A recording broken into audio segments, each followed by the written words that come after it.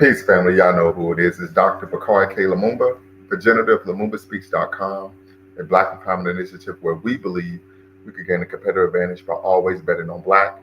Back once again in conjunction with Bequaline Network, the Pan African social media extraordinaire, and the home of African Center News and Information.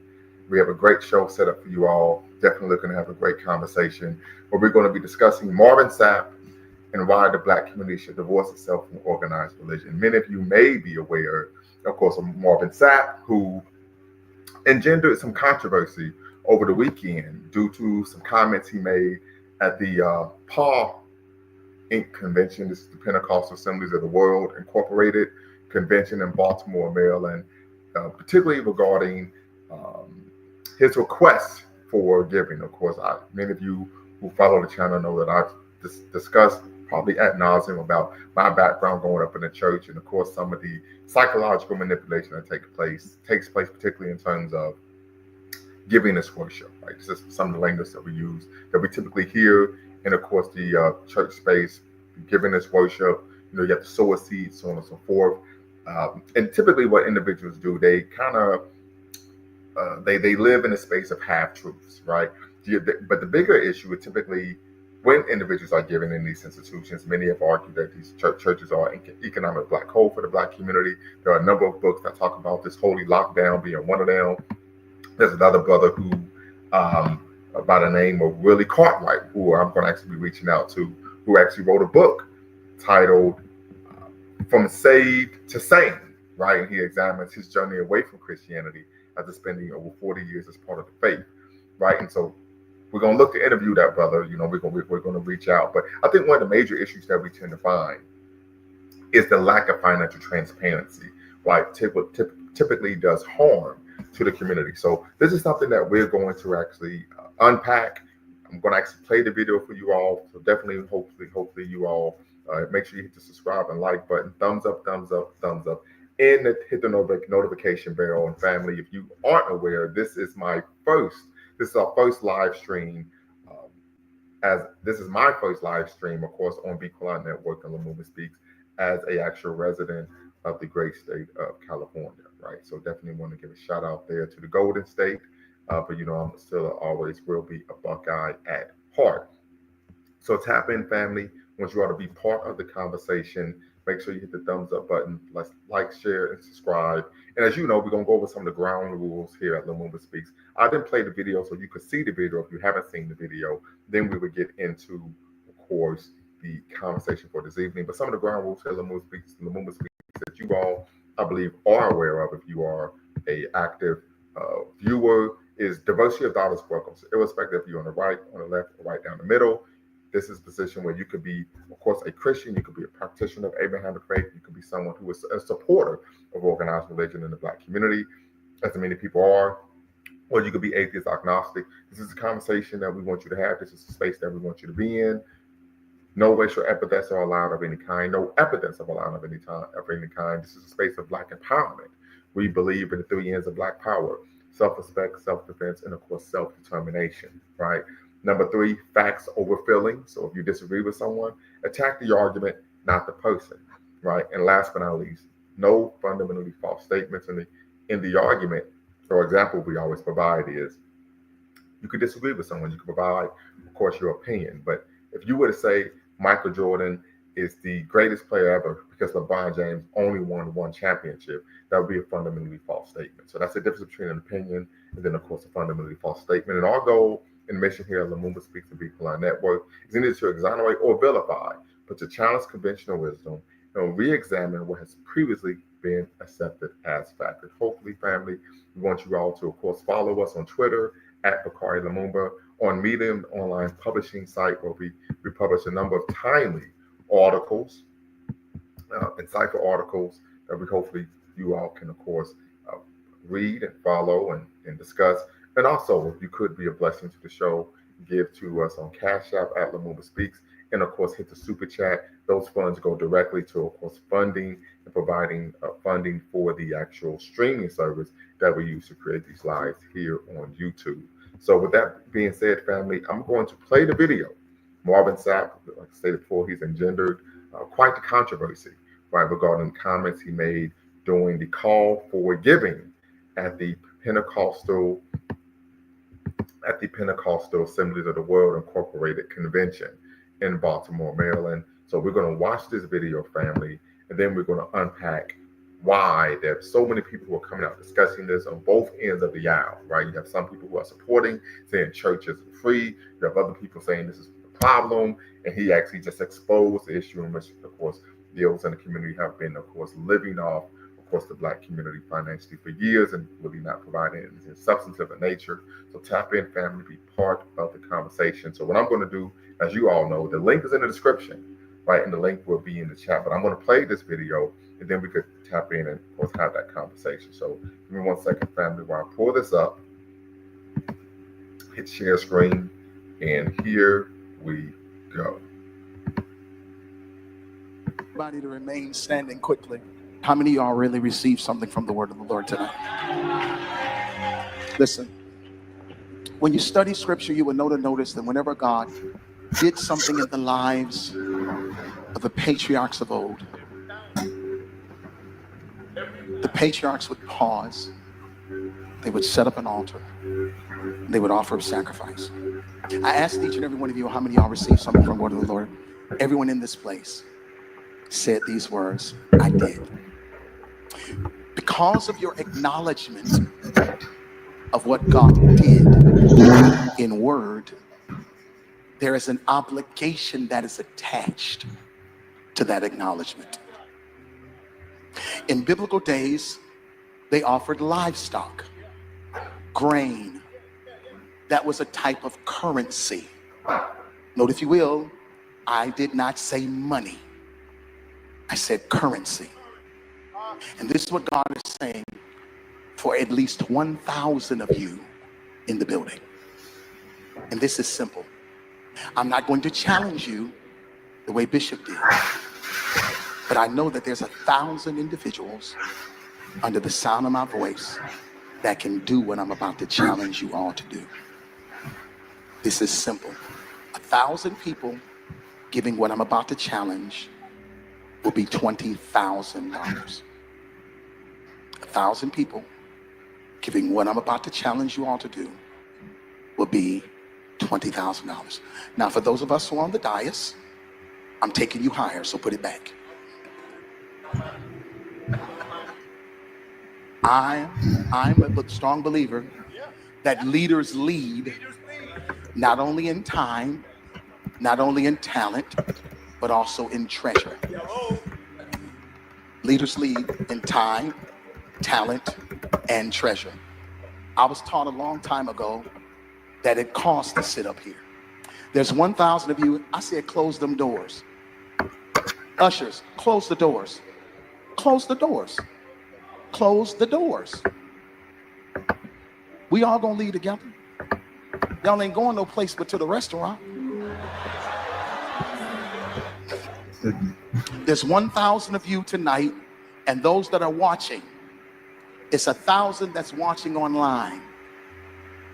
This is a small seed. If I get 1,000 online to give this, if I get 1,000 in the sanctuary to give this, that's $40,000 tonight. Now, everyone up here, we've all sold and seeded, but I need everyone standing up here with us, with me, to plant a seed of $100. Because again, it costs to sit up here. Y'all start moving. Y'all can bring it right now. Come. Even if you're giving tangibly, just put your hand on take your phone and stick it on the bucket.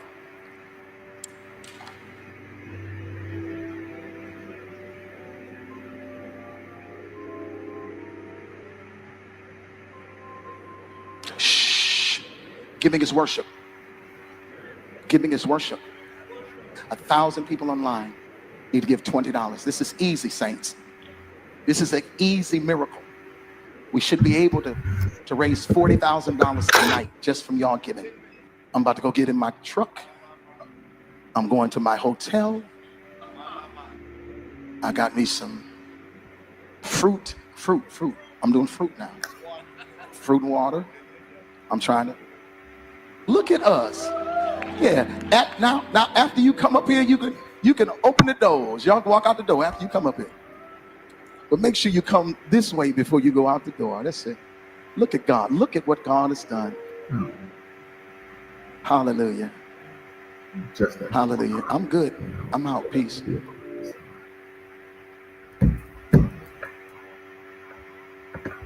All right, family. So you saw the video there. So I'm going to put the link in the chat. Tap in, be part of the conversation. I want to hear what you all have to say regarding that. Now, this is something that, as I said before, having a background in the church, I grew up seeing and hearing on a almost diurnal basis, right? This concept and idea of really manipulating people into giving, particularly in a space and context in which there's a lack of transparency, right? I think that is the major issue for me. That is an issue and cause of concern, typically in these religious institutions as we know as a church. Some argue that church isn't free. Doesn't make much sense to me. We don't tend to find that, at least in the traditional African religious frame of reference, in which individuals have to pay, right, to be part of a religious community. So once again, want to hear from you all. Tap in. The link is in the description. The link should be in the chat. I think we have some technical difficulties, but yes, the link is in the description. So tap in, be part of the conversation. What are your thoughts on, of course, Marvin Sapp's, of course, appeal to, of course, as we would call donors? And then, of course, want to hear from you all regarding your thoughts on, should we divorce ourselves from organized religion? Many have made the argument that the religious institutions in the Black community, the overwhelming majority of them, we know not all, but the overwhelming majority of them tend to be institutions that do a disservice to the community financially, right? That many people argue that you could give to the church your entire life, but if you are in dire financial straits, you aren't able to then reach out to that institution that you've been given to your entire life, and of course receive some type of loan or grant, right, to help you through your situation. So I do know that I was at an institution once when I was a child where the individual said, don't worry about paying your light bill. God will cover that. Give to the church, right? So we almost see this type of manipulation. You know, Brother Jabril always uses the term menticide, but the inability to think independently and critically regarding the issues that one faces. So definitely want to hear from you all, family. Tap in, be part of the conversation. You're watching, of course, LumumbaSpeaks.com, a Black Empowerment Initiative in which we believe we gain a competitive advantage by always betting on Black, in conjunction with Beacon Network, the Pan-African social media extraordinaire, and the home of African-centered news and information. And we want to hear, what are your thoughts on, of course, Marvin Sapp stating, leaders lead in time, talent, and treasure. Time, talent, and treasure. Close the doors, close the doors, close the doors. I said, close the doors. I said, close the doors. Y'all ain't going anywhere but to the restaurant anyway. What are your thoughts on that? Appropriate, inappropriate? Let's have that conversation. Once again, family, the link is in the description. The link is in the chat. Hope to hear from you all regarding this issue. Definitely want to hear from you all. Once again, Mr. Sandman, you said the pastor's hustling. Tap in and be part of the conversation. Once again, leaders lead. Do you agree? Do leaders lead in time, talent, and treasure? Do you agree with that? Many argue this is hustling going on. You tend to always have some reason to raise funds. And I think the major issue is the lack of financial transparency that tends to take place. But once again, this is a conversation that we're looking to have. Should we divorce ourselves from organized religion? Tap in, family, be part of the conversation. You're watching LumumbaSpeaks.com, a Black Empowerment Initiative where we believe we can gain a competitive advantage by always betting on Black, in conjunction with Beacon Network, the Pan-African social media extraordinaire, and the home of African-centered news and information. And we're talking Marvin Sapp and why the Black community should divorce itself from organized religion. Definitely would love to hear from you all regarding this issue. So tap in, family, be part of the combo, and let's see what you all think about this particular situation. I would love to hear from you all. I think this is a prime example of why I think we need to divorce ourselves. I think one of the adverse effects of organized religion is it prevents our people from thinking independently, and critically about a lot of the situations that they find themselves in. And so I would argue I'm an advocate. Of course, maybe this is my positionality as an atheist that's coming in, where of course I'm opposed to that. But there are times where I can see and understand the benefit of organized religion. But in this context, I just think it's extremely problematic, particularly when we're talking about being a practitioner of an Abrahamic faith as opposed to one that is more African-centered. So even though we tend to find spookism in all religions, right? But that's a conversation for another day. So tap in, family. Be part of the conversation. The link's in the description. The link is in the chat. I want to hear from you all regarding Marvin Sapp, of course, in the outrage he's engendered based on his comments regarding seeking to be a member. We're talking about altar call, well, not really altar call, but of course, making a call to, of course, to the givers. So I'm going to play the video one more time, and hopefully, brothers and sisters, you can tap in and be part of the conversation. I want to hear from you all 100% regarding your thoughts. As well as we're going to play it in its totality. Most people would argue you're playing things out of context. We don't get the full understanding. You're playing snippets. But I want to hear what you all have to say so that we can have a thorough conversation and discussion regarding this controversy, the engendered controversy that we're finding here. So give me 1 second and we will move forward here.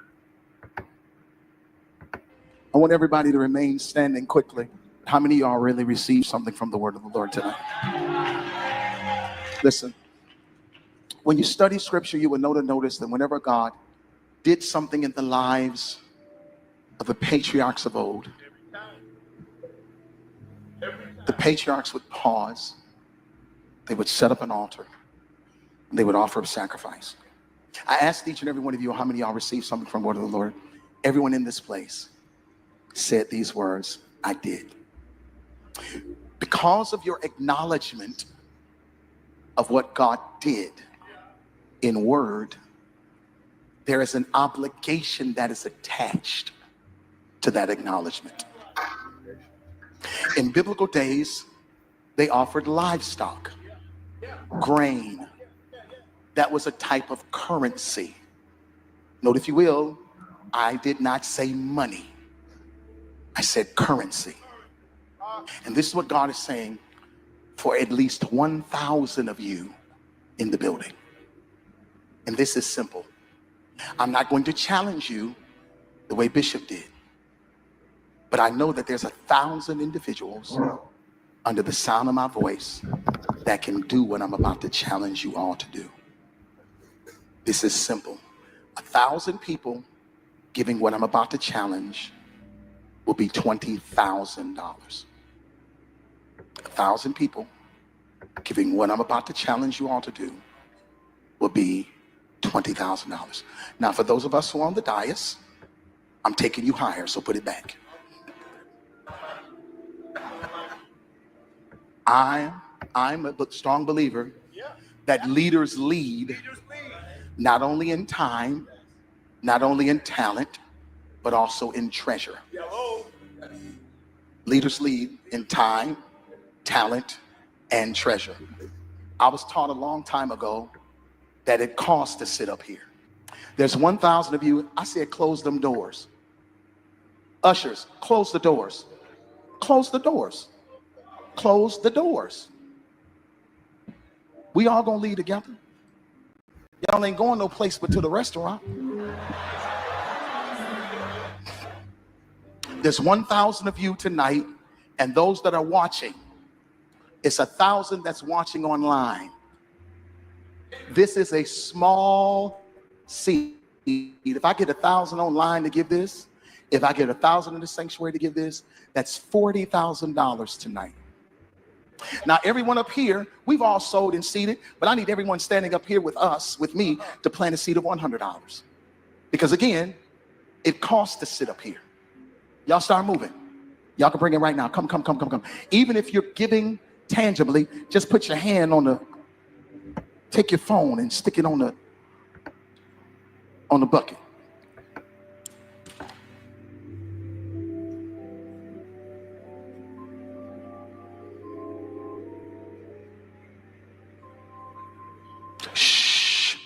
Giving is worship.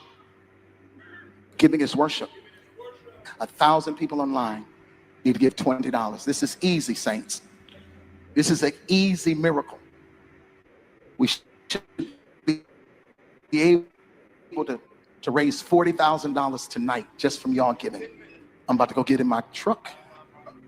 I'm going to my hotel. I got me some fruit. I'm doing fruit now. Fruit and water. I'm trying to look at us. Yeah, now after you come up here, you can open the doors. Y'all can walk out the door. Well, after you come up here. But make sure you come this way before you door. That's it. Look at God. Look at what God has done. Hallelujah.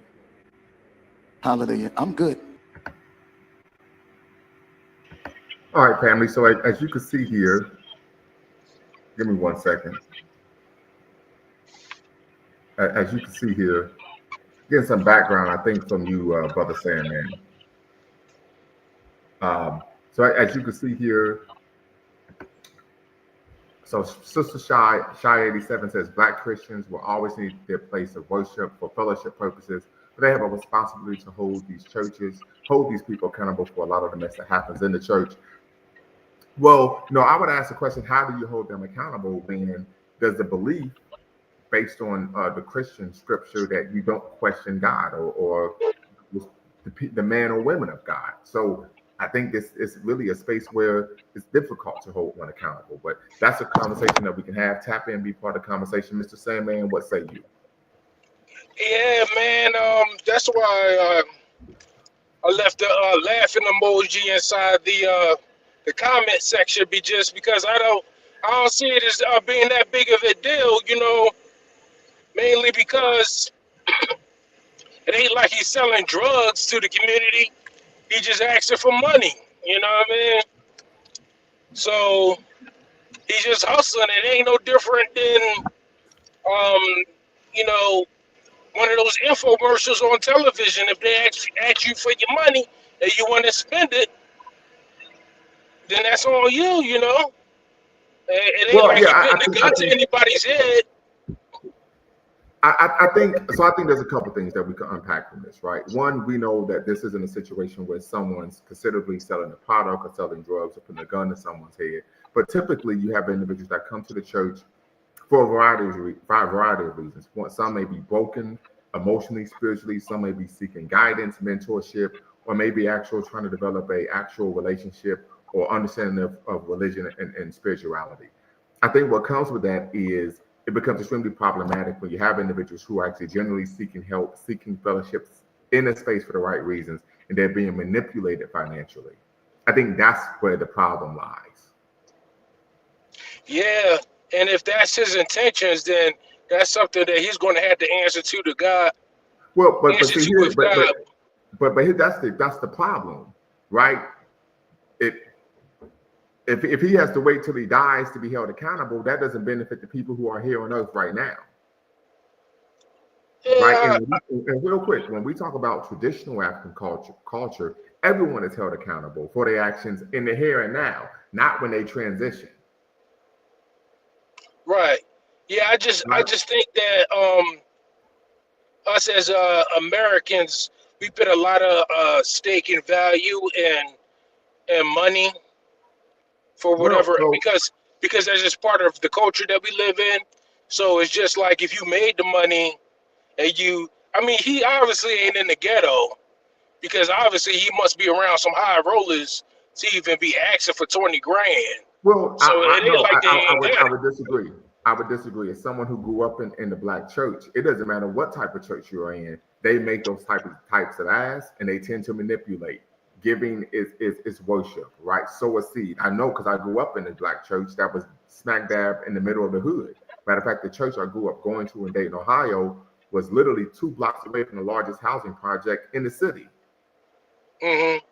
Right, and these type of asks were being made on a regular basis. Who was he was asking the congregation for 20 grand? For 40 grand actually. And I'm talking about in Ohio. Yeah, This is what happened all the time. So sow a seed of $500, sow a seed of $1,000. God has told me, God is speaking to me. God's told me that there are 10 people in here who are going to sow a seed of $1,000. Literally, this is the language that's used, irrespective of what community you're in, irrespective of the socioeconomic status of the community. Yeah, it's very unfortunate that happens and stuff. And it's crazy that Brother Jeremiah Cromell, he has a YouTube channel, Holy Lockdown, where he actually highlights the financial exploitation that takes place and how a lot of women, particularly sisters, have talked about how they were being manipulated and taken advantage of financially by churches. Yeah. And this is something that we find because in Abrahamic religion, you can only be held accountable, typically only be held accountable when you transition. Well, that doesn't help the people who are being taken advantage of here and now. For example, let's say I was someone who was a child predator. Then I say, well, but only God can judge me. That means that, no, I'm not held accountable. I'm walking free here. No, that's not that. I'm walking free here and now. That's not okay. So that's why, that's a concept that we have to voice as a people, particularly as African people, if we're going to live our lives from an African frame of reference. Because that the whole concept of only God can judge me, that's a get out of jail free card. Yeah. And as a people, when it comes to like getting organized, and I think that's a huge problem when it comes to the Black community, is financial literacy. Yeah. And when it comes to financial literacy, when you have a group of people who are in desperation financially, it seems like a big ask to ask for 20 grand. Or if you were in an environment or in a community where financial literacy was high, he wouldn't even try to manipulate a group like that. Because most people who are financially literate are going to say, well, I'm not going to give my money to any organization, irrespective of what they profess to believe in, if there is not strict and strident financial transparency. And at the same time, and then at the same time, though, like you said, the strict and strident financial transparency is, if you're in a financially literate community, they're not going to let their community church fall into financial strife to begin with, to even come to the point where the pastor's asking for outrageous amounts of money. But here's the thing. Most times the pastors are asking for these amounts of money irrespective of what condition the church is in. I would argue that that's a misnomer to actually believe that they're asking for this money because the church is in the dire financial straits. That typically isn't the case. And I'm saying this as someone who grew up in the Black church. My father was in a leadership position. Now it's being groomed, keyword groomed, to be a preacher. Right? The churches aren't struggling financially. They're still making these asks. Yeah, this is the way to make money. I remember growing up, my dad would say, hey, so we kind of short on cash. I'm gonna go somewhere and preach, and they're gonna take up an offering and take care of us. I went with my father when he was going out doing revivals, and was talking about, your mom is gonna be really happy based on the amount of money we're making. That's what it is. So you're selling hope, right? And as a result, you're actually reaping an actual tangible benefit while selling hope to people. Yeah, we got to do better than that. Yeah, got to do much better than that. We find this in many religious organizations. Even the Nation of Islam plays the same game, right? And so we tend to find, these Abrahamic religions tend to have an adverse effect on one's ability to think critically and independently. And so this is because we were talking about, most of these individuals are brought in at a very early age. One of the core themes of Abrahamic religions is blind obedience. Right? This is one of the core themes, right? So if you're questioning, then you're seen as a heretic. You're seen as problematic. So the whole, this actual structure and apparatus, and not only institution, but even the religion, isn't conducive, is adverse to actually being able to question and say what's going on here. I know brothers and sisters. Brother Trey says emotional dope dealing. I would agree. Ashe, Black Power, tap in, be part of the conversation. Make sure you hit the Cash App in the super chat. And so what we tend to find here is a situation in which And I remember there was a sister I was cool with who was dating a brother who wanted to be an entrepreneur, and he was big on financial literacy. And so he went to a number of churches and said, "Hey, could I, share, some of the tools and keys to financial literacy with the congregation?" They said, "Absolutely not." They said, "You can share the information with me, but I'm not about to share this with my congregation because if they become educated, they're not going to come back." Hmm. Yeah, man. That's it. That's the problem. And see, I think the focus can't necessarily be on the religion. I think the religion is just an idea. It's not like anything physical or tangible that you can put your hands on. If we're going to hold anything accountable, it has to be the person who are guilty of manipulating people as opposed to going after the religion. Well, no, the Or reason why I say that is for a number of reasons. One, we've covered here on the platform on a number of occasions the adverse effect that Abraham religions have on our people from a multitude of frames of reference. We've highlighted, the anti-black nature of these religions. We've highlighted the imperialistic nature of these religions. We also have to highlight that most of these religions actually promote ignorance, willful ignorance, as a form of salvation, right? So I think you have to attack the religion because it isn't just individuals manipulating the religion. In fact, we find that individuals who actually are, if you actually practice the religion, according to the text, you would be in an insane asylum or a penitentiary. Literally. yeah, so the thing is though, like take the white people for example, take the European for example. They manipulated the scripture to fit their culture. They No, made Jesus white. I would They no, made they Jesus. didn't. They didn't manipulate the scripture. When we talk about Europeans circumnavigating the globe, engaging in colonialism, engaging in imperial wars and murdering and pillaging and doing all these type of things and enslaving people, that actually is congruent with the scripture. They're actually Uh, following the Bible verbatim. I don't know. Where does it say in the scripture that you supposed to murder people? Yes, this is throughout the Old Testament. It states that if the individuals do not believe, a matter of fact, I might maybe even be able to pull up the actual scriptures.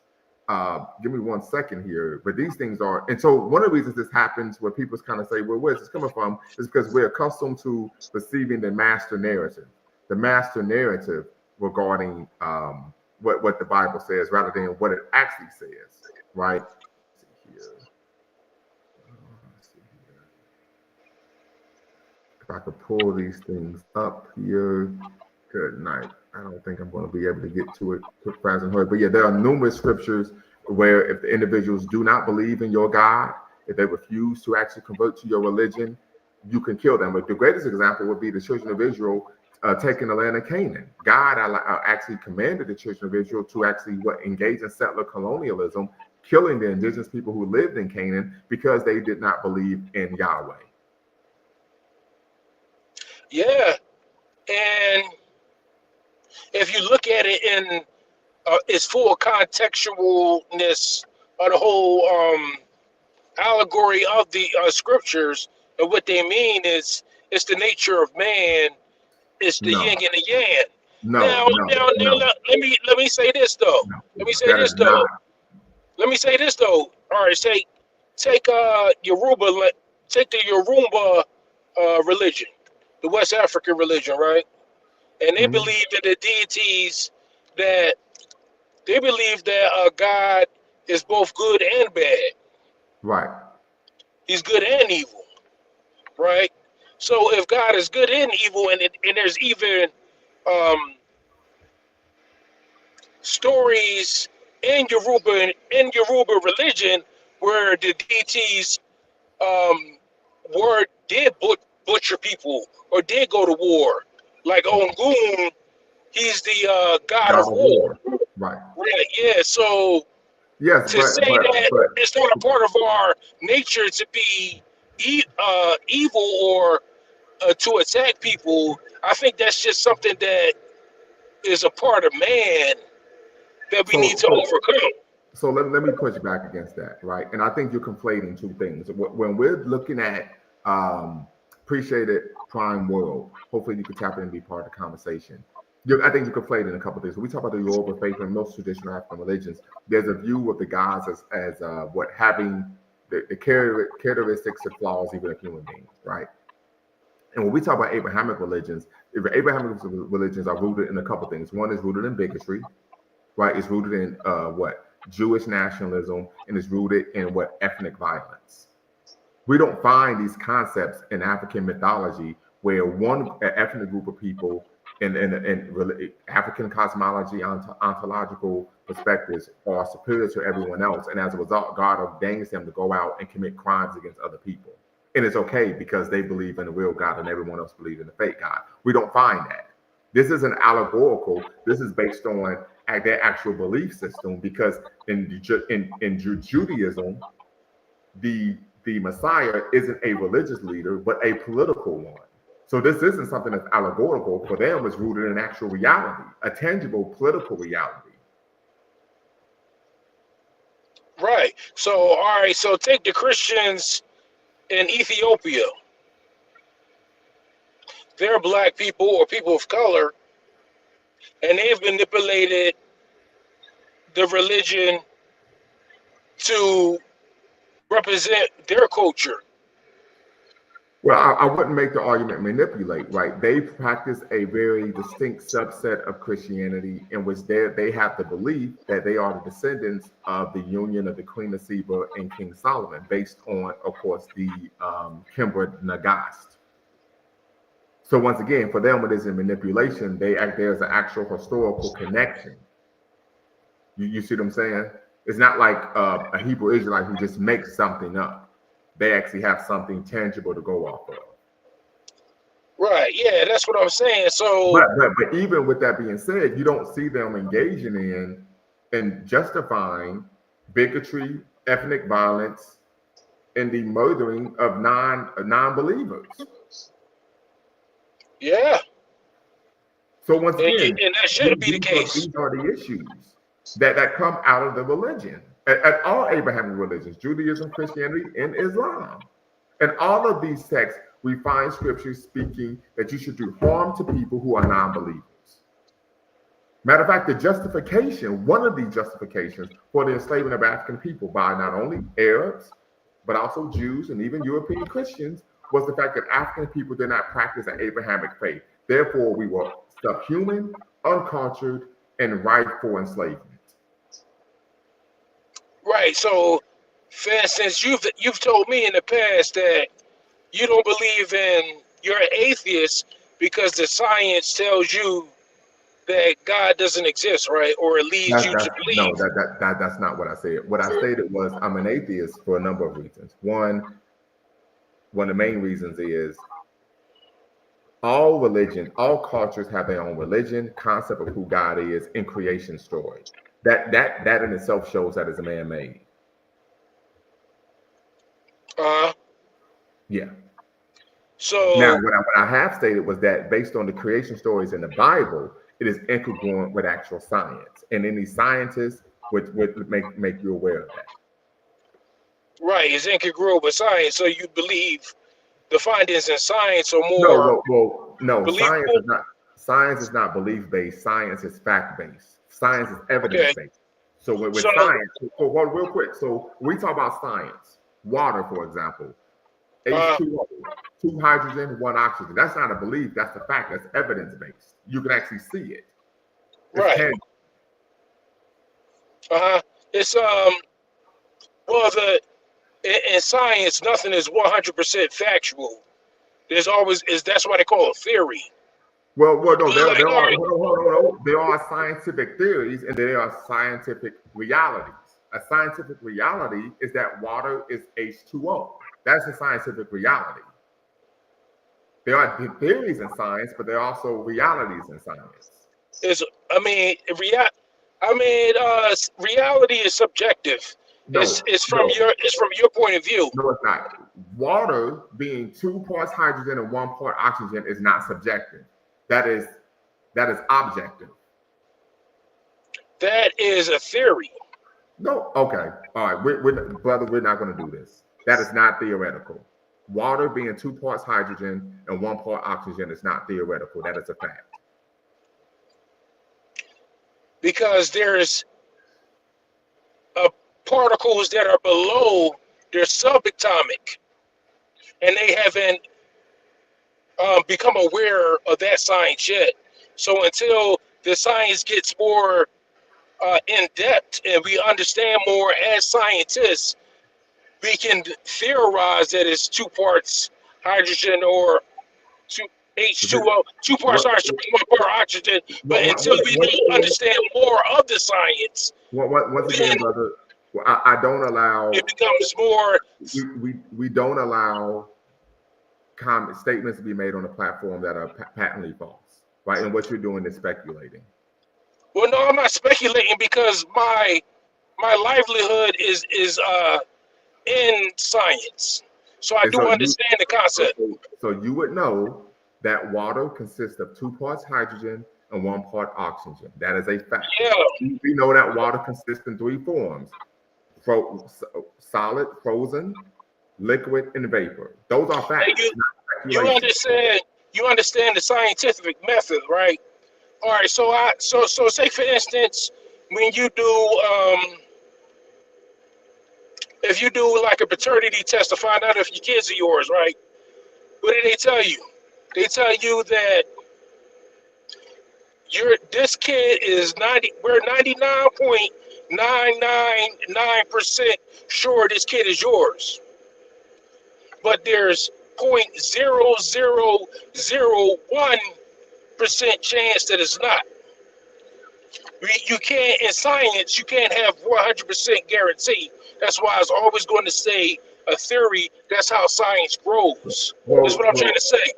But all right, Once but again, once again, there are scientific facts and there are scientific theories. They are not. There are times where they're mutually exclusive. There are times when they are not. But let's get back to the conversation at hand, where we're talking about, of course, should Marvin Sapp, why the Black community should divorce itself from organized religion. Family, if you're watching, tap in, be part of the conversation. The link is in the description. The link's in the chat. Thumbs up, thumbs up, thumbs up. Hit the subscribe and like button as well as the notification bell. And make sure you're a blessing to the show via Cash App at Lumumba Speaks, and of course, Super Chat. Of course. So the question that we have, family, is what to make. Brother Trey says emotional dope dealing. Right, this is an issue. As I said, I grew up in the church and saw this firsthand. Some of the tactics individuals use. One of the tactics is called storm chasing, where individuals will act like they have some insight into your life, in which they really don't, to make the person seem like they have some type of gift from God. One of the other issues we tend to find, of course, is when individuals are speaking, they would say that God just gave me a voice. God gave me a vision. God just spoke to me and instructed me to tell people X, Y, Z, right? And it's this concept and belief of being obedient. This is something I grew up in. One of the issues I always tell people that if a voice is telling you something, you may need to see a psychiatrist, right? So tap in, family. Just want to have a conversation regarding, the, of course, outrage that, of course, Marvin Sapp engendered when he said, close the doors, close the doors, close the doors. I said, close the doors. Of course, should we have divorced ourselves from organized religion? Because we tend to find that, irrespective of how long individuals are involved in these, of course, religions, as Dr. Ben stated, it doesn't change our political, social, economic conditions in whatever society that we live in. So tap in, family, be part of the conversation. The link is in the description. The link is in the chat. You're watching LumumbaSpeaks.com, a Black empowerment initiative in which we believe we could gain a competitive advantage by always betting on Black, in conjunction with Bequaline Network, the Pan-African Social Media Extraordinaire, in the home of African-centered news and information.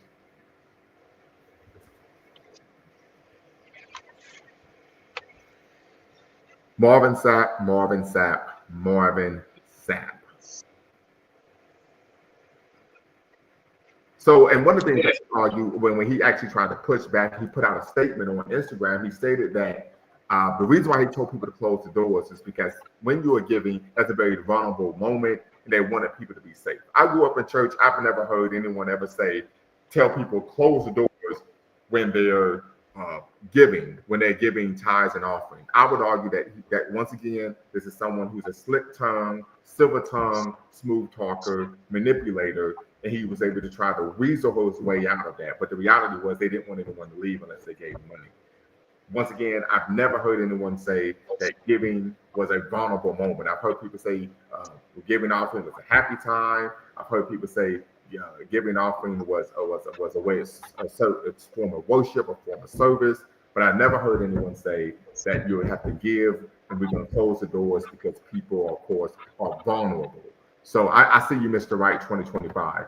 So I just think it was absolutely nonsensical, and the goal was actually to, I would argue, almost bully the people into giving money. This is something I've seen on a diurnal basis growing up in church. Mr. Right, 2020, what say you? Hey, how y'all doing? I'm doing. Hey, what's up? Yeah, I just wanted to chime in a little bit on the topic. Okay. I think the question was, as Black people, should we divorce ourselves from Abrahamic religion? I would say yes. From organized religion. Huh? From organized religion. Organized religion. Okay. Yeah, I would still say yes because of the impact organized religion has had on the Black community for, hundreds of years, or you can even go back further than that. And also in recent history, in the Black community, it seems it's we've been transferring wealth to the church with nothing in return, right? Um, and with that clip with Marvin Sapp, the guy shut the church doors and wanted $40,000 to be produced right there in that moment. If that's not ridiculous, I don't know what is. And if you take a look at the Afro-American community, we have a lot of issues that are going on, and it doesn't seem the Christian church cares at all. You can make the same argument with Christianity. You can make the same argument with Catholicism or the Hebrew Israelites. So, so my vote would be yes, absolutely. But my question would be this. If we divorce ourselves from organized religion, what do we replace it with as a whole? I think that is a good question. Let me ask you this question, and then we're going to I will answer that question that you asked. So you grew up in church, is that right? Yes, I grew up in church as Okay. well. Have you ever, in your time in the church, heard anyone say that leaders lead in time, talent, and treasure? I've never heard of that per se. And not only in time, not only in talent, but also in treasure. Leaders lead in time, talent, and treasure. This is what Marvin Sapp stated. I'm 41 years old. I've never heard that statement made in any church, irrespective of denomination. Right. Time, talent, and treasure. He also stated that if you were on the dais, right? Meaning you were in the pulpit behind him, that you had to what? You had to pay to be there. And so they had to give $100. Right? Roland Martin just put out a show. He had a show this morning where he was talking about, well, he was defending Marvin Sapp, stating, yeah, you got to pay to be at church. You got to pay, which makes no sense to me, right? But let me see here. Brother Trey says, organized religion isn't a problem. Just like when Jesus turned over the tables in the synagogue, it's evident that the money changers are in the pulpit. Oh, well, but I would argue organized religion is a problem because these organized religions promote a lack of critical thinking. They promote that you don't question God or man of God, right? So I would argue that these organized religions are problematic because we see the adverse effect that they have on our people, right? And part of that is the willingness to what? Mindlessly give their money, right? We talk about one of the adverse effects of these organized religions, and this is taking it away from the financial, is the fact that it centers our disposition or away from our own culture and highlights it and makes it elevate someone else's culture, history, and mythology. So I would argue it does have an adverse effect, right? I know Dr. Lowhammer, he wrote the book Blueprint for Black Power. Dr. Amos Wilson talks about, the adverse effect of this is that you can't even name an African god or African religion, and that irrespective if you can name one or not, you're taught to view African religions, African gods, and African culture in a very negative manner. right? So it has an extreme adverse effect on who we are as a people. So I would argue that it's not just financial, but holistically. We even talk about these organized religions, falsify African history, omit African history, right? So there's a lot that we could go into in terms of why these Abrahamic religions, organized religions, have an adverse effect on our people. But we're really centering just the financial aspect today. But also, yes, I saw that you talked about, in the story, Jesus overturns the table in the synagogue, in the temple, but also there were scriptures that say that Jesus had a treasurer. So what we tend to find is that when we talk about the master narrative, people just highlight what scriptures and what concepts in the Bible that they want to, and overlook those that don't are self-fulfilling, that don't fulfill their purpose, right? So when we talk about, I was having a conversation at the gym, and was telling a brother, that there's a lot of scripture in the Bible where they're telling people to be bigots, to be predatory, to not respect other people. So he was like, "What? That's in the Bible?" I'm like, "Yeah, because you didn't actually read it. You just go off what people tell you." So there's a lot that we can unpack there. But Mr. Wright, go right ahead. Yeah, I definitely agree with the viewpoint you've made. In particular, the Abrahamic religions that you mentioned, um, none of these religions have anything to do with Black people. But that's very true. Globally, how could I worship a white god or an Arab god, right? Just to name those two in particular. But I have a particular bone to pick with the dogmatic corporation of Christianity and Catholicism, especially. It seems to be, like I said before, it seems to just be extracting wealth and resources out of the Black community. Now, we can make an argument about 50, 60, even 70 years ago, the Black Christian church was actually doing positive things in the Black community. Right. Even though we disagree with the ideology of Christianity and the history of it, and it was actually something that was doing positive things in the Black community. It worked as a place where people can go for help and finding people jobs and all different type of things in the community. But now it operates very differently. I'm not saying that doesn't go on. Real quick, even though those things were happening, they still had a negative disposition towards things that were African. Even though they were doing those positive works, we still saw self-hatred permeating in those institutions and in those spaces. Real quick, and a great example of that would be one of the fathers of Pan-Africanism, William Edward Blyden, stating that that slavery was a benefit to African people because by being enslaved, we of course were Christianized and therefore were civilized. He states this in his writings. Wow. And this man was one of the fathers of Pan-Africanism. Martin Delany, who's considered the father of Black nationalism, right? He says the same things in his writing. I actually, of course, wrote an article on classical Black nationalists being Eurocentric. I didn't know that. So even though they were doing good work, it's still, they had a negative view of their own history, heritage, and culture based on the religion. Because mind you, the religion states what? That there's no way but this way. Anything else is an abomination, evil, wicked, satanic, etc. Well, let me ask you this. Do you believe that converting your slave to your religion will make them a better slave and make them more submissive and less likely to rebel? I think that's a great question. And the data, the scholarship shows that yes, right? When we study slave revolts here in the death, decadence, and dysphoria of the Western diaspora, the data, the studies show that those ancestors who actually had adopted and converted to the religion of the slave masters were the most docile and amenable to the institution of enslavement. But those of us who rejected the Christian religion and embraced our traditional African religious beliefs were the ones who always fought back. And the greatest example that we find is the story of the Haitian Revolution, according to C. L. James in his book, Black Jacobins, to St. Louis in the Santo Domingo Revolution.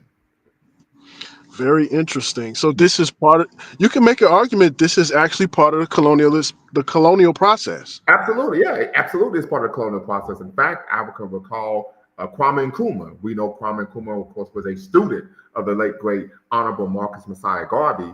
And Kwame Nkrumah, in his autobiography, he talks about how the colonial schools they were going to not only indoctrinated them with Christianity, but also indoctrinated them with a Eurocentric frame of reference. Wow. Now, since we've talked about this, we can also make these same arguments with Islam. As Black people, especially in the Western Hemisphere, and the Eastern Hemisphere, a lot of our issues is we don't do our research. Well, because yeah, but if I think you're onto something there, but when you talk about the nature of these religions, research isn't necessary. What's most important is that you simply believe. So if you just need to believe, facts and research doesn't matter. You're right. You're right? correct. So if I could give you evidence showing you, hey, don't cross that pond, because if you do, there's an anaconda in there that's going to swallow you whole. And the last 5 people who did it were swallowed whole by these anacondas and these crocodiles and right? But belief is all that matters. I believe that I can cross this river and no harm is going to come to me. Doesn't matter what evidence I provide. So that's where the inability to think critically and independently comes in, and it's very damaging and dangerous. I agree. Yeah, I mean, we know this because we grew up in church and we saw it ourselves. Like, golly, man, this is scary. You know what I mean? Yes, I agree with you. Yeah, I had those same experience. What I find interesting is that our oppressors never took that approach with us. It was never about belief with us. They always yield power against us.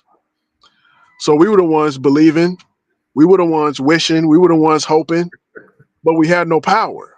Yeah. And I think that's also something as Black people we need to, I think you're right. I think we need to disengage from religion and focus on power and come back to a more African-centered belief system, because I think you said a long time ago, everything, especially in the Western Hemisphere, we see everything through a Eurocentric lens. Yes, sir. And I agree with that. I agree with that 100%. And religion is definitely, and you have people like Marvin Sapp. To me, he's really just he's no different than a pimp or a drug dealer, if I could say that on your podcast. I'm sorry. No, you can. If you aren't using any racial epithets. Okay. Yeah, I look at him as a charlatan. He seeks to, and it's not just him, they seek to exploit the Black community, right? And it was plain as day, right there on camera. Give me $40,000. That's a lot of money. Now, he stated that he did not, that the money wasn't for him. This is what he said. He said the money wasn't for him. But we both know that we grew up in these spaces to where all of a sudden hey, you got to give, and then the manipulation comes in to where if you don't give, then something's wrong with you. You're not actually a believer. You're not being a good saint, a good Christian, so on and so forth. So there's a lot of pressure, right? A lot of pressure to give, right? So, and we know, like I said, because we grew up in the church, and of course, my father was in a position of leadership that is really about the money. It's really about the money. And even the concept of a person needing a savior, right, engenders this concept and idea that you are unable to do for yourself. And if we actually study our history, we find that we've always been able to do for ourselves, irrespective of how dire the consequences, how dire the circumstances. We never had to look to the hills which come up our help, because we was in the head of our BI on our own. Yeah, I wanted to ask you that as well, in terms of the dogmatic religion of Christianity, in terms of worshiping a single entity as a god. In your studies in ancient Africa, was that the norm, or was it something different? Well, it wasn't the norm, but we do find an example with Pharaoh Akhenaten in ancient Kemet, right? Where he was actually, this is another example we talk about the adverse effect that these Abrahamic religions have, right, on African people. One of which is falsifying history, right? The Abrahamic religions teach that the first person to practice monotheism was what? Abraham, right? The patriarch of Jewish people. That is adverse to the facts, right? The facts are the first individual that we know of in human history to actually practice the Abrahamic religion was Pharaoh Akhenaten, right? And doing so, he upset the established religious order in ancient Egypt, because the religion in ancient Egypt was polytheistic, and he turned the religion monotheistic, right? So once again, these are some of the issues that we find in terms of the practice of Abrahamic religions, is that Not only do they not pay proper attribution to where these concepts and ideas come from, but we're actually centering that concepts, ideas, culture, religion, ideology, perspectives, worldviews, ontological approaches of non-African people as what what gets you closer to the divine. Right. And it has such an adverse effect that at many times, and you've seen this because we've had that conversation offline, you find African Black people actually engaging in what we like to call identity dysphoria, to where now they're starting to try to say that they're not Black, I'm not African, I'm actually Jewish, I'm actually this, I'm actually that, because of the belief that by adopting an identity based on a group of people who are in the Bible, you could then become closer to God and closer to salvation. Wow. Yeah. Yes. So we see this very dangerous, harmful concept of what many scholars call self-abnegation. Yeah, racial dysphoria. Identity dysphoria, yes. Dysphoria, yeah. Innocent Plug family, I mentioned that in my dissertation. Yeah, that's very common. I've actually run into a lot of that. In particular, the Hebrew Israelites, right? Also, you can kind of see that with Christianity as well. But I think for example, my own mother had the nerve to say to me that Jewish people were God's chosen people. That's a Lord have mercy. Right. Well, she was taught that. Yeah, I know. Yeah. How do you feel about Bishop T.D. Jakes? Well, I think he's what if used correctly, it can be beneficial. So tap in, Trey, and I see organized religion as a tool for shared ideology, much like government or nationalism. In the end, it all depends on how it's used. Okay, well, tap in, be part of the conversation. Definitely want to hear from you. If used correctly, it can be beneficial. And that there are some benefits, but I would argue that the pros, the cons outweigh the pros. And that's why I want you to come in and be part of the conversation, because you may be offer a perspective that I'm not aware of. I may have some blind spots in my view, but I argue that irrespective of some of the benefits that could come from the religion, like Brother Wright mentioned back in the 50s and 60s, the individuals still have an anti-Black, anti-African, pro-white disposition. And that in itself is inherently damaging because it engenders self-hatred. So, but that's be that as it may, please tap in and be part of the conversation. But my mother, it's the indoctrination. You mind if I make one point? Please. Or a question, rather. Do you think these Christian pastors and also the Christian church as a corporation, they want to dumb down and keep the Christian people docile, especially Black people, to exploit them? Well, absolutely. You had asked about T.D. Jakes, and right, he's one of those charismatic religious leaders, right? And the goal really isn't to educate. The goal really is to engender a following, right? I've always made the argument based on what I was taught by Dr. Tway that great leaders make other leaders, right? But we tend to find in these institutions, they're really businesses prevaricating, right, masquerading as nonprofit institutions. So I want to say that one more time, family, that what we tend to find are many of these churches, particularly mega churches, and even smaller churches, even mom and pops, even storefronts, are nonprofit organizations, are for-profit businesses masquerading as nonprofits, right? We're just going to be completely honest here.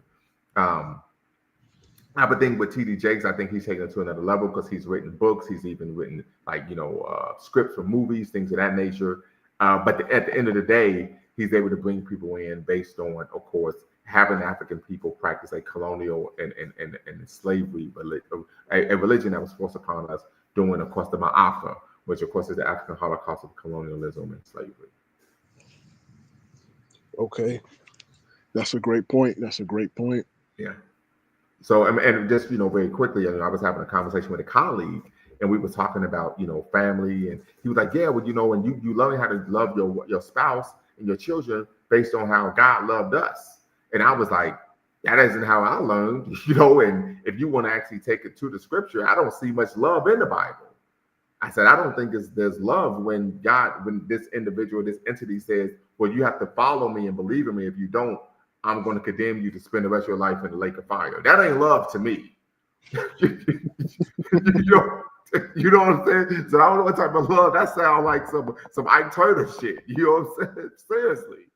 Right.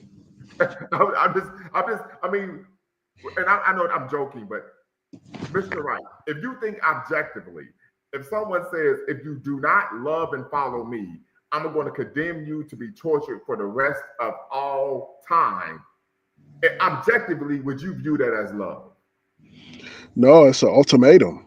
Right. Or would you make the argument that we're viewed it as love because what we were indoctrinated and really brainwashed into believing that? Oh, definitely indoctrinated and brainwashed from the ground up. Yeah, I mean, that would be the same as a man telling this woman, hey, if you don't sleep with me every single day, whenever I want, I'm going to beat you senseless. I mean, how was that love?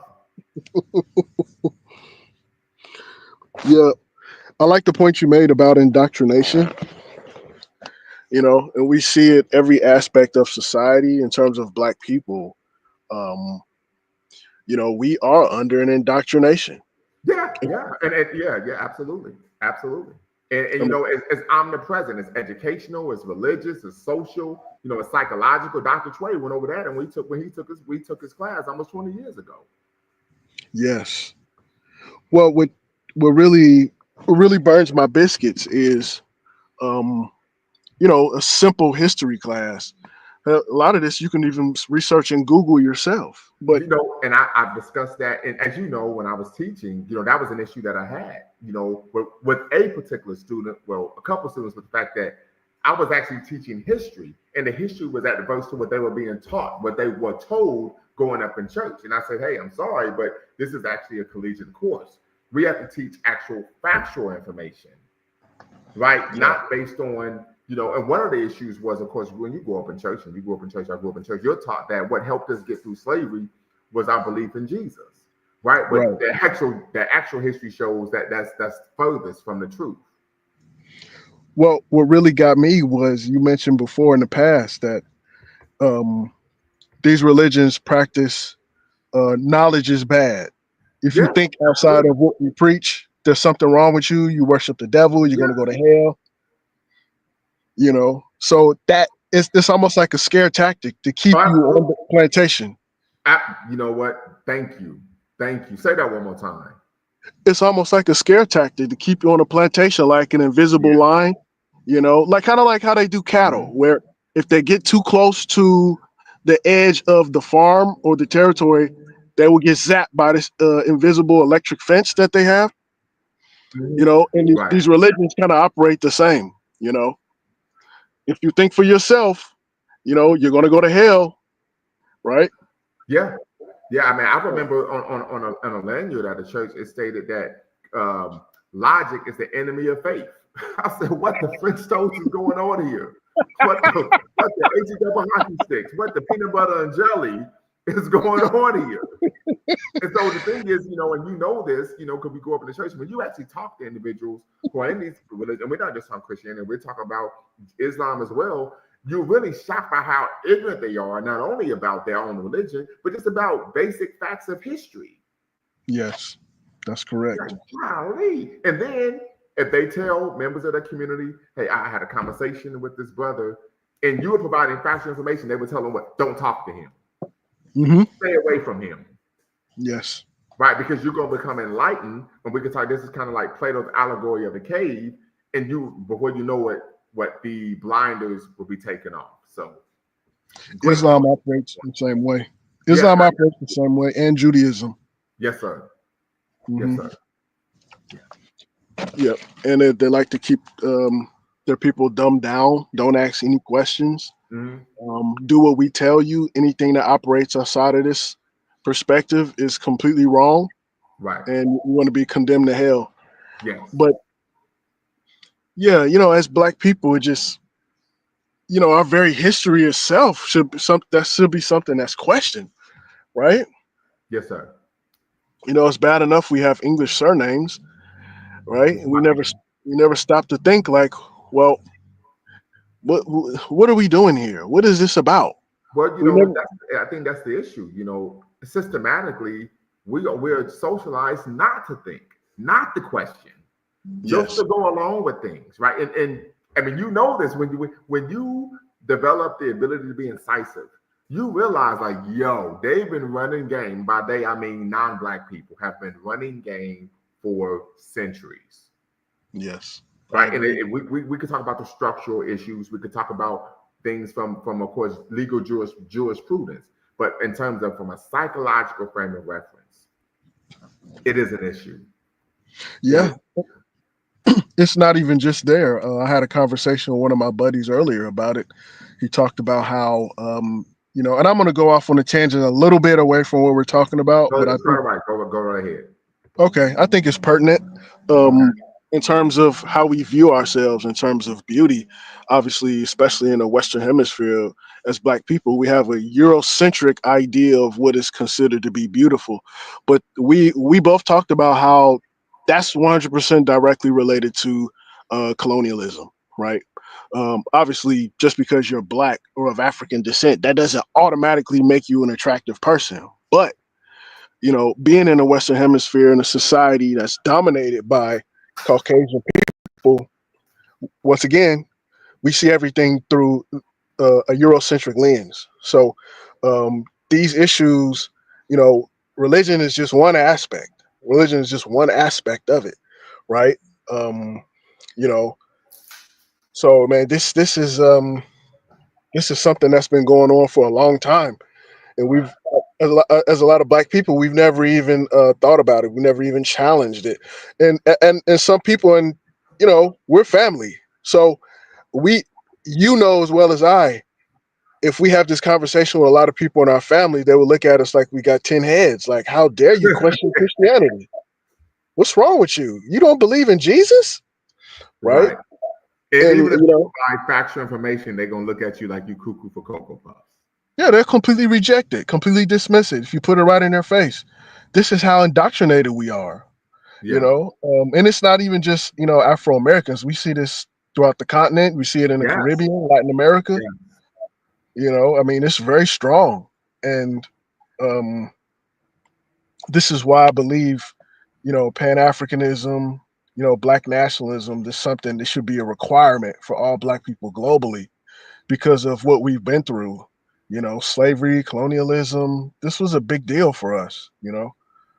Especially on the Western Hemisphere, because our identity was replaced with something else. Right. So that feeds into this religious thing. We look at ourselves as white Christian people. Yeah, and real quick, I want to speak to what you stated. You talked about identity was changed. That's not rhetoric, family. And I just want to back up what Brother Wright is saying with some scholarship here. Dr. Ali Missouri, of course, he was the former chair of the Department of African American Studies at the University of Michigan. And of course, he wrote the book, The Africans of Triple Heritage, that it was even turned into a miniseries on PBS. He talked about that for the enslaved African living in the Western world, there was an actual process of dis-Africanization and then racialization that took him from being an enslaved African, from an actual African to, of course, a racialized nigger. So just want to make you all aware of that. Brother D1 Beats, hopefully you could tap in, be part of the conversation. Y'all know what to do. If you're watching, make sure you hit this, make sure you subscribe, hit the notification bell, and the like button. Thumbs up, thumbs up, thumbs up. You're watching LumumbaSpeaks.com, a Black empowerment initiative where we believe we could gain a competitive advantage by always betting on Black, in conjunction with Beacline Network, the Pan-African social media extraordinaire, and the home African-centered news and information. Make sure you follow us on Twitter at Bakari Lumumba, and on Medium, of course, at Dr. Bakari Lumumba on Medium. Medium, of course, is a writing platform. We write a number of timely, community-centered articles on the platform. Go support us there, and support, of course, us here at Lumumba Speaks on YouTube by, of course, hitting the Cash App and, of course, the Super Chat. So, but the D1 Beats, tap in. I know you've been longing to be part of the show. This is, of course, my first show in California. Shout out to the Golden State. still getting situated, family, but definitely love the conversation that we're having right now. So real quick, brother Wright, you asked the question, what do we replace the organized religion with? Right? I would argue we replace that with actual organizations, political organizations, social political organizations that address the needs of our people. Okay.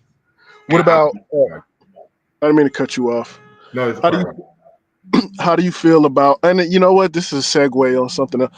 I had a conversation with a brother about a week ago, and we were talking something similar to this, and I brought up Haitian voodoo.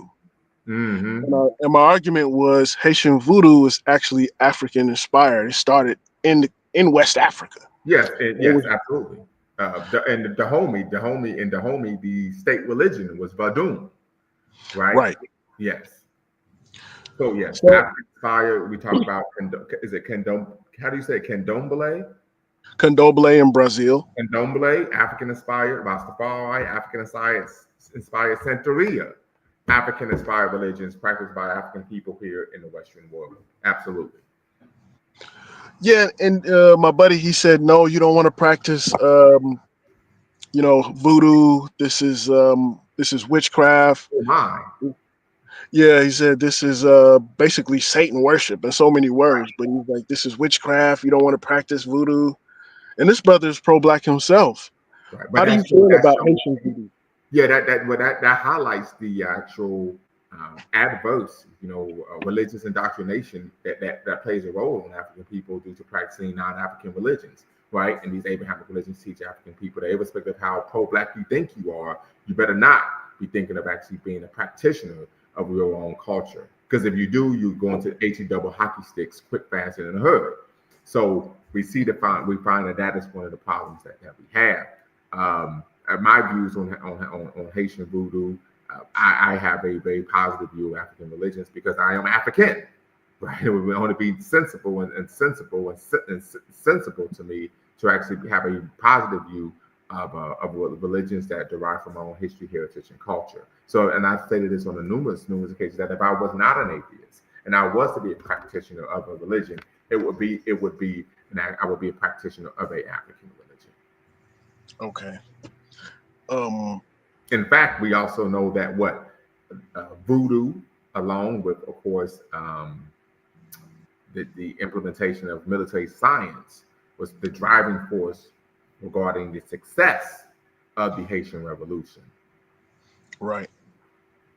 Well, let me ask you, prior to colonialism on the continent and the spread of Islam and Christianity, in particular West and East Africa and Southern Africa, what was practiced? I know it was different in each region of Africa. Right. So yeah, in Western Nigeria, you have the Yoruba faith, Ifa, as many people call it. In Togo, Benin, you had, of course, Badun. So, but there were several traditional African religions, but they were practicing their own religious beliefs. What about on the eastern part of Africa? Same, but I'm not as well versed in those, and part of that is just because of my academic background was on the West African history and religion rather than East. Okay. And that's just due to, being a member of the diaspora, we came from Western Central Africa rather than East Africa. So, gotcha. Yeah. Makes sense. Yeah, okay, that makes more sense to me. Well, real quick, family, tap in, be part of the conversation. The link is in the description. The link is in the chat. We want to hear from you all regarding Marvin Sapp, who engendered outrage on social media over the weekend regarding his, of course, call for donations. That's donations, right, at the Pentecostal Assemblies of the World Incorporated Convention in Baltimore, Maryland. So, of course, he stated that he asked them to close the doors because giving was a time that made individuals vulnerable. I've never heard of that ever before in my life, but he also stated that he was taught that leaders should lead in not only time, not only talent, but also in treasure, right? And one of the issues we talk about when we talk about this inability to actually be incisive and ask questions is you don't have the ability to actually say, what do you mean by that? While he's talking in the pulpit, right? You don't have the ability to say, what do you mean by time, talent, and treasure? Right? And if you ask a question, they're going to throw your ass out. Right? So you don't even have the space to even ask a question. That is correct. Time, talent, and treasure. So family, that's the question I have for you all. Should leaders lead in time, talent, and treasure? That is the question, family. Put a 1 in the chat if you agree that leaders should lead in time, talent, and treasure. And put a 2 in the chat if you disagree with that leaders should lead in time, talent, and most importantly, most specifically, treasure. Time, talent, and treasure. Could I chime in on that one? Please. Well, I personally believe if you're a true Black leader, and you could putting out some good information, you're actually helping the people, educating our people with the truth, that person is going to be in this full time, right? So they deserve to, be funded for that because they don't have a 9-to-5 income. I understand that. I'm fully aware of that. But Now, many argue that that's a choice they've made. And real quick, Booker T. Washington in his book, his memoir, Up from Slavery, talked about that a lot of individuals, as soon as they learned how to read, they would leave a manual labor job and they say they were called to the ministry so that they could have an easier way to make money. He states this in Up from Slavery. And Up from Slavery was written in what, 1901. okay. Yeah, he states that in his memoir. I never forget that, but I highlighted it, underlined it, circled it. I was like, this, wow. Yeah, so I make the argument that the reason why they're doing that is because they don't want to get a real job. They said, I'm just keeping it a buck. Well, what about a real Black leader, somebody like Amos Wilson? Right. Well, Amos Wilson had a real job. He was at one point, he was a probation officer. He went to school, got his PhD. He was a psychiatrist. He was an author. But he had a real freaking job. He was a professor at Fordham University. Okay. Yeah, he had a real French-toast job. He just wasn't on the lecture circuit like Umar Johnson. I was going to bring him up. Many people said it about Umar Johnson, that he's doing what he's doing because he doesn't want to get a real job. Yeah, him and people like Tariq Nasheed, to me, I look at those people as like charlatans. Right. I'm sorry, he taught at City University in New York. Now, that Fordham was where he got his PhD. Okay.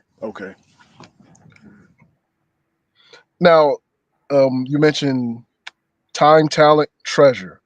Time, talent, and treasure. It sounds good though, doesn't it? Yeah, it sounds good, but obviously they're focused way more on the treasure part. The time, I don't know how much time they're putting in. Obviously, the whole thing is flawed because they're practicing a Christian religion. So you're not doing your people any service by teaching them to be Christians. So the whole thing is flawed from the beginning. So I look at a true Black leader, someone like Amos Wilson. Amos Wilson wasn't known to a lot of people in a commercial sense, but yes, sir. The guy was very well read. He was a soldier. He told it like it was, right? And he had a genuine interest in helping Black people. To me, that's a Black leader right there. Amos Wilson. Right. Now, talent part. What talent do you have? Someone like Marvin Sapp, the gift of the gab. Yeah, I would argue that, and this is just coming from me, my positionality as someone who actually was brought up in the church and being groomed to be in a position of leadership. Your talent is one, your ability to be an orator, your ability to be charismatic and actually grow your flock, grow the church, particularly grow the church in terms of the number of parishioners, but also their ability to fill the coffers of the church. So in terms of someone who grew up in an environment where I was being groomed for pastoralship, just to be quite honest here, that is what those talents are. You're typically moved forward, right? In terms of being put in a position of leadership, if you show a talent and ability to be charismatic engaging and Yes. actually being able to draw people in, not only in terms of putting butts in the pews, but also putting money in the church coffers. Right. Yeah, there needs to be a degree of showmanship. Anyone that's leading has to have that. It's very important. Social skills, these type of things. Yeah, I can't make an argument there. The brother, he has that. He's talented in that regard. But you know, I think it's. I think And here's the thing: we've seen a lot of silver tongue, snake oil salesmen in the black community. right. Right? We could talk about Umar Johnson. What about what was the former mayor of Detroit, Kwame Kilpatrick? They talk a good game. Boy, he's a smooth talker. We talking about Sade smooth operator. These brothers are smooth talkers, but they don't have anything tangible to show for what they're saying and doing. How you feel about Jesse and Al? Well, we know they're engaging, charismatic, but Yeah. we tend to find a lot. There's a lot that that's lacking, right? Yeah. When we talk about typically, and we've talked about this before. I remember Dr. Tway years ago kind of put us on game, and this was even highlighted in the Boondocks cartoon series, where they show up with something tapping. They amplify the voice of the community, and then they go in and say, "Hey, I will shut up if you cut me a check." Right. And so, really, what we tend to find is that their activism is really self-serving, which is something we even saw with Black Lives Matter, the organization, not the grassroots movement, but the organization that was self-serving, right? And many oftentimes, the families of the victims of police genocide never received a dime of the $90 million that organization raised. Wow. For the deaths of their family members. Very interesting. What Yep. the French toast is going on? Would you put Benjamin Crump in that category as well? Well, many people argue that he's the ambulance chaser. I mean, let's open it up. Let's have the conversation, Mr. Wright. Let's have the conversation. Many people argue he's an ambulance chaser. I agree. What about Cornell X? Same thing. Okay. Yeah, I'm seeing a pattern. Yeah. I make a name by highlighting issues, right? And we understand that this is great for the media. But the other issue comes, well, what are we doing at the grassroots level to what? Address not only the needs of our people, the material needs, material conditions. You've been to the continent on several occasions. I've been to the continent. So we understand that this is an issue. We've even been to the Caribbean to see the conditions that our people live in. And we know that we have a level of first world privilege by living here in America. Not only did we build this country, but living in a first world nation, we benefit from the level of industrialization that is omnipresent, right? But the other issue is, where's the work being done to prevent these problems from taking place? Right. Right. I mean, I was taught in the military. Yes, I was in, America's military. Everybody know, full disclosure, people know that. But I was taught that the best maintenance, Mr. Wright, is preventive maintenance, for goddamn it. That's correct. Right, preventive maintenance. So you shouldn't have to put on your Sunday dress, your Sunday best, and sit out there on the street corner in front of a bunch of cameras and reporters and talk about how this young man was taken for his time, and this is a reflection of the multitude of ways that anti-blackness coalesces in American society to destroy our lives. No. Well, you can make an argument that they don't want to address these issues or be proactive because they wouldn't have a job. Yes. It's way more beneficial and way more lucrative to chase ambulances. Yes, sir. You can make that argument, right? Yeah. So that's just what it seems to me. In particular, Umar Johnson. I believe this guy is one of the biggest charlatans ever. Right? Yeah, absolutely. There were a lot of people who, shared this with me years ago, and I said, I'm gonna give the brother a chance. I'm gonna give the brother a chance. And of course, lo and behold, we find that it's just very difficult to actually take him serious. Very difficult. But we see this in the community. And I would argue one of the reasons that we tend to fall for these type of things is because of that Christian indoctrination, to where this charismatic leader that could galvanize people and make them feel good, but can't offer much of anything tangible. Let me ask you something. Now that you said that, And I've had debates with people about this with MLK. Yes, sir. You mentioned he's obviously a Christian. He was a Yes. Christian. He, like you said, was very charismatic. Showman. The man gave great speeches. Hmm. Do you believe he did more damage with his belief system towards the black community with that Christian indoctrination? Well, I think, and I've read his autobiography. I've read a lot on Dr. King. I've even, read his book, Where Do We Go From Here? Community or Chaos, Chaos or Community. I've even read, of course, his position paper on Black Power. I think I advise a lot of people to not only read his position paper on Black Power, but also his paper, Letter from a Birmingham Jail. And I think he was much more. There was far more depth to him that many people believe. And I think part of this belief that he was just really guided by this Christian belief system was based on the master narrative, right?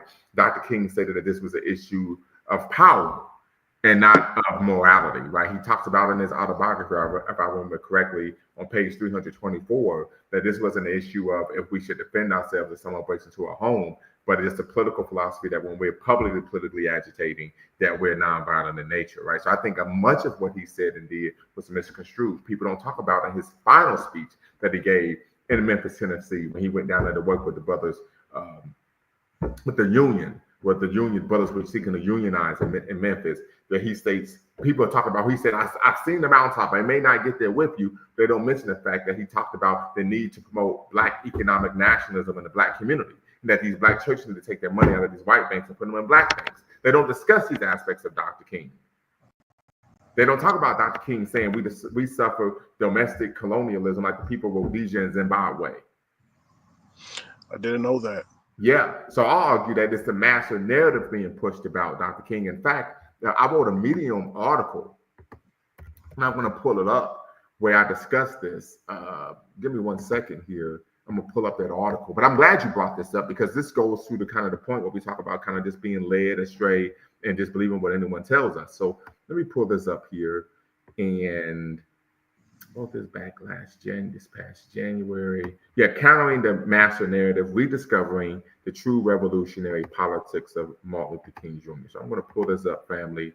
And if you haven't already, go to Medium, and of course follow me on Medium. So you see here, and I say, to truly understand the magnitude and importance of the political activism of the Reverend Dr. Martin Luther King Jr., one should ingratiate oneself with the entire trajectory of MLK's political activism. This trajectory encompasses his transformation from a religious-based reformer and integrationist, blossoming as a charismatic national leader, and his apex as a revolutionary Black internationalist who understood the ubiquitous and intransigent nature of anti-Blackness and the rapacious nature of white supremacist ideology.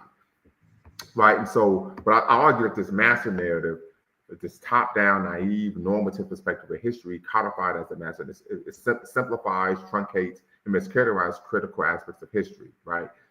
This simplified and truncating apparatus applies to Dr. King, right? Where people pontificate ad nauseum how Dr. King loved everyone. He had a dream, and his progeny are judged by the content of the character, not the color of the skin. These statements were accurate, also short-sighted, and purposely made to mislead the public, African people, and future generations of activists to ignore the revolutionary nature of Dr. King's activism. Right? I'll argue Dr. King was assassinated because he was not assassinated because he was obsequiously bow-headed, race-neutral, class-pans religious leader who timidly sought redress against the violent, repressive American government through the power of love. Dr. King was assassinated because he militantly stood ramrod straight forward against the brutal, coercive, and anti-democratic political forces of his day: Jim Crowism, white vigilantism, military-industrial complex, and American jingoism. Right? This is him speaking out against the Vietnam War.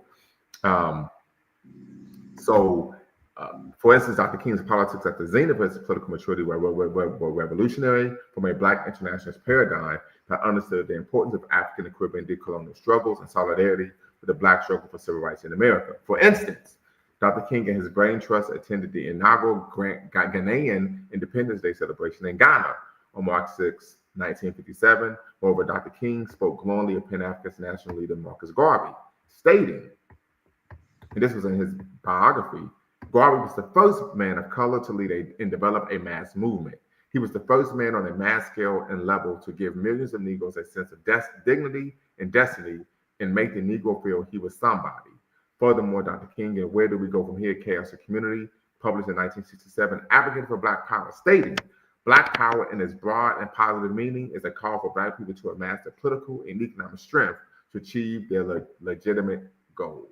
So something to consider when we think of Dr. King, that what we're really getting is a master narrative perspective by Dr. King, not an accurate perspective of who he was and what he actually believed in politically, socially, and of course economically for African people.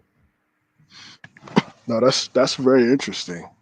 I agree with what you said, that his message was tweaked. Mm-hmm. The message was tweaked to fit a mass audience. Yeah. You know, and we really didn't get to see the real side of Dr. King in that way. And it makes it easy because once you've been deleted, they can speak for you. You can't speak for yourself. That's correct. Yeah. Now the other side of the coin, Brother Malcolm. You know, I would say my social political views are more in line with Malcolm, but I cannot agree with him following the religion of Islam. Right. First, the Nation of Islam. Then later, he became more practicing the real grassroots Islam. Right. Right. But once again, it was more of a lateral movement. You went from Christianity to Islam. Right. You know, both of these religions are not the religion of Black African people, right?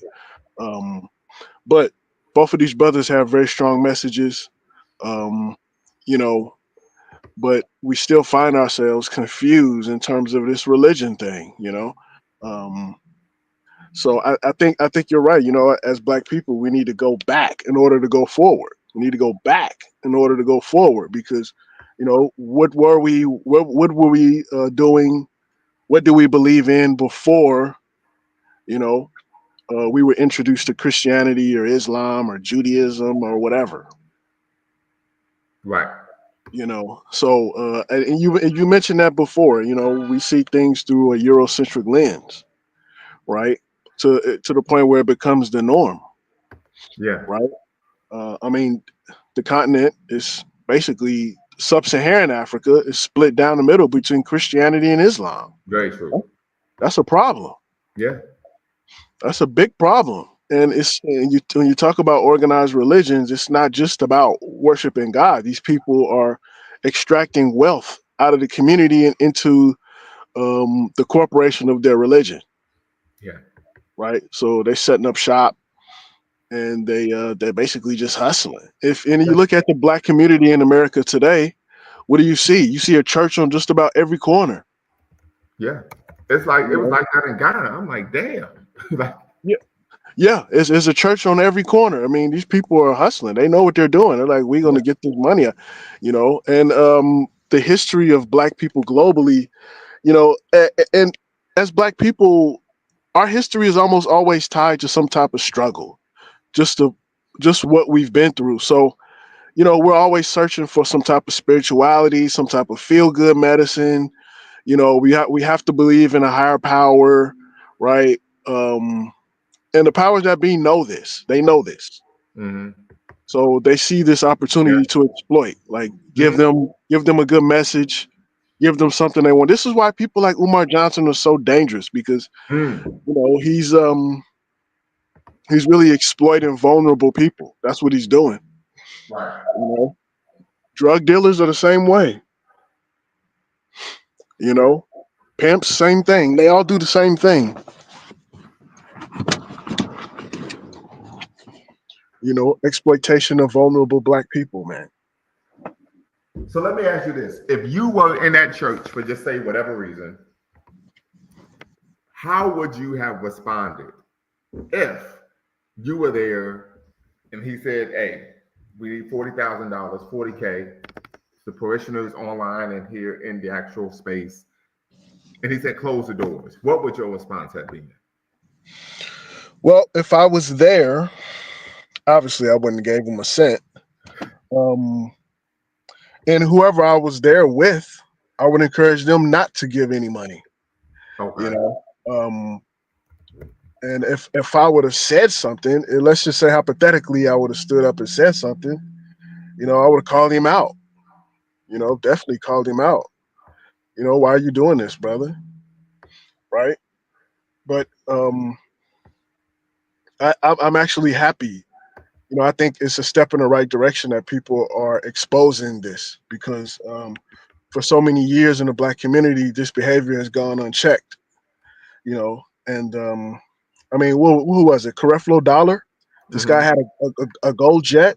I think Well, I that's don't what know he if it had. was gold, but yeah, he stated that he needed a jet to do the work, and people took umbrage, of course. Right. Yeah. But this has been going on for decades. This has been going on for decades, man.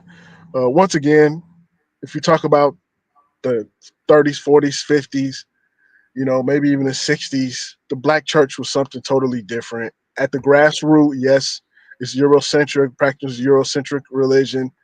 Um, but it's totally different from then to what we have now, completely different, man. And real quick, if I could, but some people may take umbrage with you saying it's a Eurocentric religion, but the fact, the brass tacks are the reality. When we talk about Christendom, when we talk about the actual Christendom, right, in the Bible that we read today, even if you're Eastern Orthodox, is what's codified, collated, and edited by Europeans during the Council of Nicaea in the 3rd century.